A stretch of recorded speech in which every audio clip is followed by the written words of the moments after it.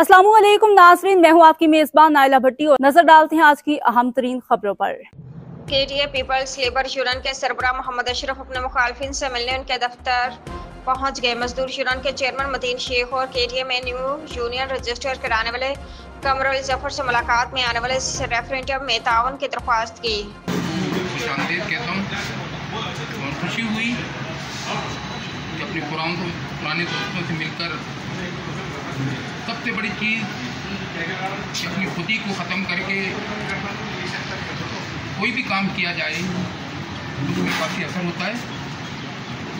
इज्तिमाई काम में मैं इनके साथ हूँ और इंशाअल्लाह इनके कदम के साथ चलूँगा, मगर ज़हनी तौर पर मैं अभी अपने बारे में कुछ नहीं कह सकता कि मुझे कम से कम कुछ टाइम दिया जाए ताकि मैं आपके कदम के साथ चल सकूँ। मुझे पता है कि इन हालात में जो इस वक्त केडी में चल रहे हैं, तबाही और बर्बादी के मुलाजमीन की तनख्वाहें और पेंशन नहीं हो रही हैं, उसमें अगर कोई मदावा और कोई हल करने वाला होगा तो वो शायद यही यूनियन होगी जिसने मादी में अहम किरदार अदा किया।